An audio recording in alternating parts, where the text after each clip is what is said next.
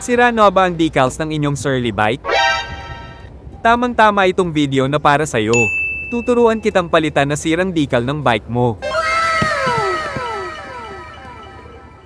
Una, syempre kailangan mong bumili ng decal set replacement. Pwede mo itong mabili sa Bikezilla.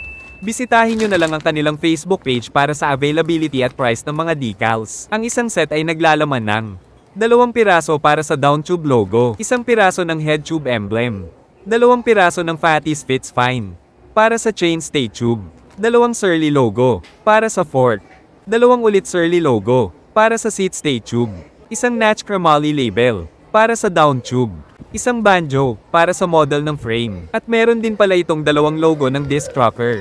Nakalimutan lang ipakita sa video. Anyway, simulan na natin ang pagpapalit ng decal. Bago nyo tanggalin ang lumang decal, dapat lagyan nyo muna ito ng palatandaan para maging eksakto muli ang pwesto ng ipapalit nyong decal. Maaari kayong gumamit ng painter's tape or masking tape para sa palatandaan. Idikit nyo lang ito sa mismong gilid at kanto ng papalitan nyong decal. Sunod na hakbang, gumamit ng heat gun para painitan ang decal. Ilagay lang sa low heat ang aparato, at huwag masyadong ibabad ang tutok, upang hindi maapektuhan ng pintura ng batalya habang mainit pa ang decal. Onti-onti na itong tuklapin. Maging matyaga lang sa pagtutuklap, dahil ang decal ay hindi natutuklap ng isang buo, at para kang nagbabalat ng nilagang itlog. Ayan, at natanggal na. May mga maiiwan pang mga sticky residue na kailangan pang linisin. Bago nyo ito linisin, ay hayaan nyo munang kumalma ang init ng paligid ng batalya upang hindi mapuwersa ang pag-cool down nito dahil malamig ang chemical na gagamitin sa susunod na proseso. Gumamit ng sticker remover upang mabilis matuno at matanggal ang mga residue. Maging mabusisi sa paglilinis para maayos na lumapat mulit ang decal na ipapalit. Sunod naman ay punasan ng alcohol ang paligid na nilinis upang matanggal ang mga natirang langis sa ibabaw ng pintura. At ngayon, pwede nang ilapat ang panibagong decal. Marahang tuklapin ang transfer tape ng decal at siguraduhin na sasama ang mismong decal sa transfer tape. Humawak lamang sa transfer tape upang hindi madumihan ang adhesive ng mismong decal. Ilapat ang decal ng dahan-dahan at sundan ng mga palatandaan na nailagay upang maging maayos at mapantay muli ang panibagong decal na ilalagay. Huwag magmadali sa pagdidikit para hindi masayang ang gawa at baka mapabili ka pa ulit ng isang set.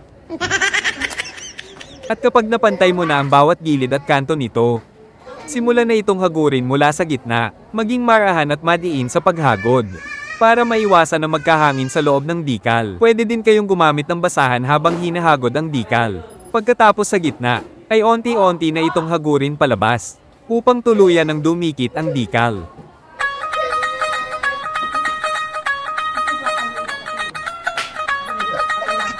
Pagkatapos ay dahan-dahan ng tuklapin ang transfer tape, at dapat maiiwan na ang decal.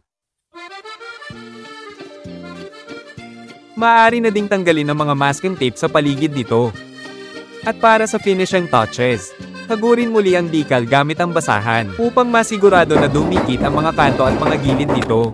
Maaari nyo rin itong pabalotan ng paint protection film upang tuluyan ng malaminate at hindi na madaling matuklap ulit ito. Maraming salamat sa panonood. Maaari mo nang i-follow ang aking Facebook page at TikTok account at mag-subscribe sa aking YouTube channel para updated ka sa mga susunod pang video tutorials.